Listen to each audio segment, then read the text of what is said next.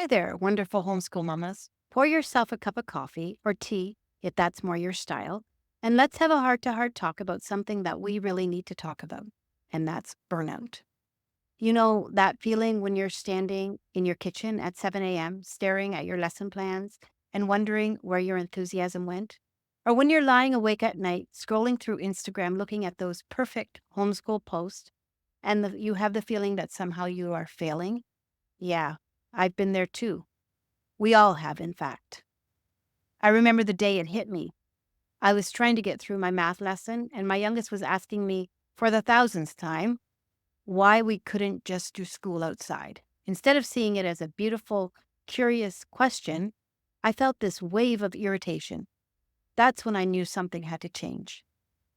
Today, I want to talk about the 5 warning signs that you might be headed towards burnout, or maybe you're already there.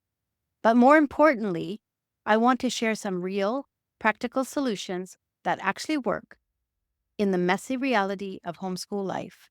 Not the Pinterest perfect stuff, but the real deal.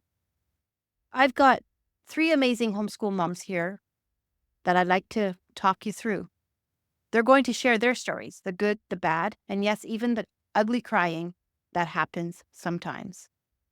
Perfect. Let's talk about these warning signs in a way that'll probably have you nodding your head.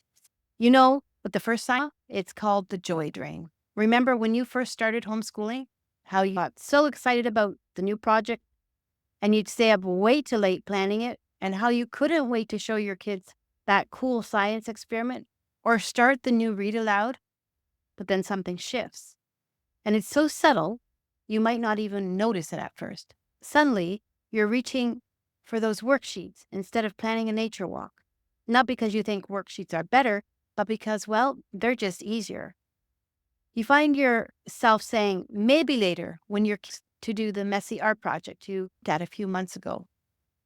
Jennifer, a homeschool veteran mom, told me something that hit home. She said, I knew something was wrong when I started feeling relieved every time an activity got canceled. Ouch. That one stings because we've all been there, haven't we? Let's talk about warning sign number 2, and it's what I call the Sunday spiral. You know, the one starts creeping in around Sunday morning or Sunday afternoon, the knot in your stomach. When you think about Monday morning, you might be sitting there with your planner trying to make everything perfect for the week ahead, but instead of feeling prepared, you're feeling overwhelmed. Ria, homeschool mama who's been at this for 8 years, says she used to get what she would call pre-game panic every Sunday, just dreading what would happen on Monday. And Saturday, she spent the time doing everything but planning for her next homeschool week. Sorting through the craft cup for the third time, scrolling through social media, trying to avoid thinking about the week ahead. Let's talk about warning sign number 3. It's called perfection paralysis. Well, I see you over there with your color-coded planner and 15 tabs open on researching the perfect curriculum. Can I tell you something funny? I once spent an entire 3 weeks researching handwriting programs. 3 weeks. Meanwhile, my poor daughter could have been practicing with literally any basic system, making progress. But no, I had to have the perfect one. And social media? Don't even get me started. How many have found yourself scrolling at 2 a.m. to see how many homeschool Instagram accounts you could find? And then you would see the gorgeous shots of kids doing perfect science experiments in perfectly clean rooms. And meanwhile, your dining room table looks like a tornado hit it. Let's talk about the warning sign number 4, the physical symptoms. You know, the ones we love to ignore or blame with, I'm just tired. Sarah, who's been homeschooling her 5 kids for 15 years, shared something with me that really opened my eyes. She said, I've been drinking so much coffee, I should have bought out Starbucks, and I still feel exhausted. My body is screaming for help while my brain is making all kinds of excuses. Does any of this sound familiar? The tension headaches that show up right around math time? Falling asleep while reading aloud? Please tell me I'm not the only one. That mid-afternoon crash when you're checking the clock every few minutes, waking up really tired, even though you finally got a decent night's sleep. Listen, if you're nodding to along to any of these things, you're not alone. And it doesn't mean you're failing. It simply means you're human. Do you want me to continue to the fifth warning sign? Because this one is one that really hits home. Let's talk about the warning sign of number 5. It's what I call the emotional disconnect. This one's tough because it sneaks up on you. And honestly, I think this is the one that can hurt our mama's heart the most.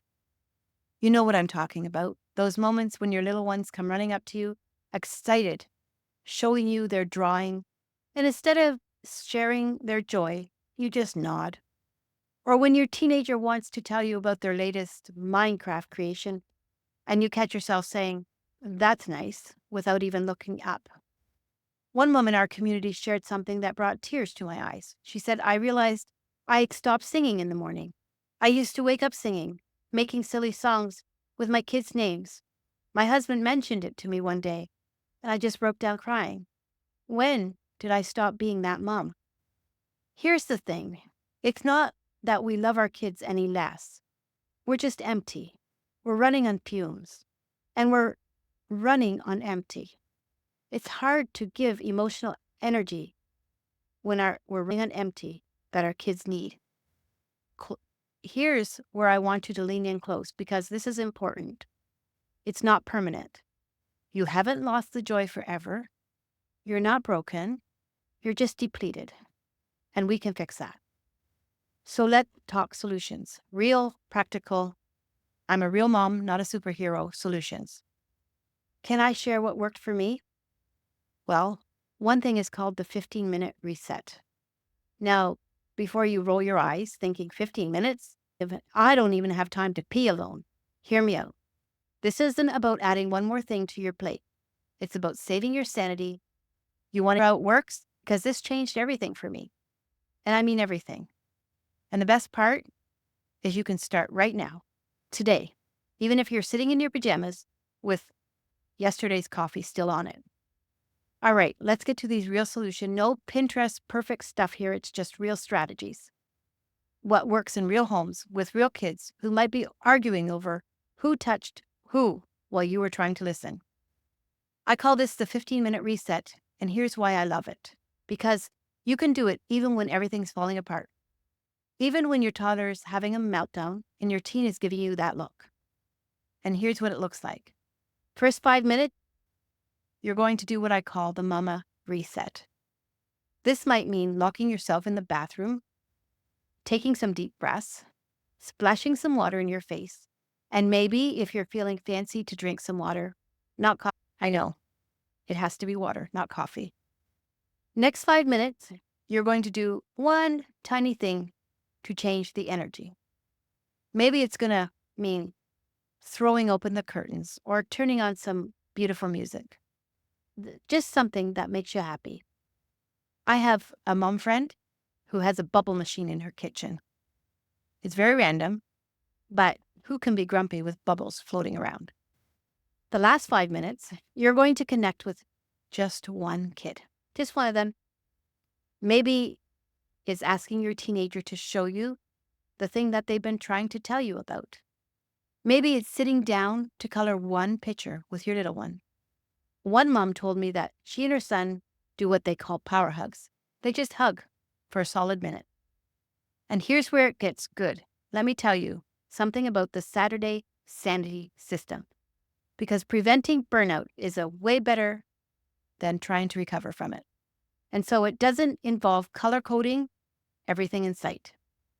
So Saturday sanity system had become my secret weapon. And I promise it won't take up your whole Saturday because, hello, we want to actually enjoy our weekends.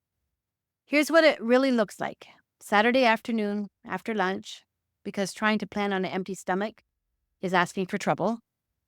I grab my favorite drink, kick everyone out of the kitchen, including the dogs, and it take just 30 minutes. Not 3 hours, not even 1 hour, just 30 minutes.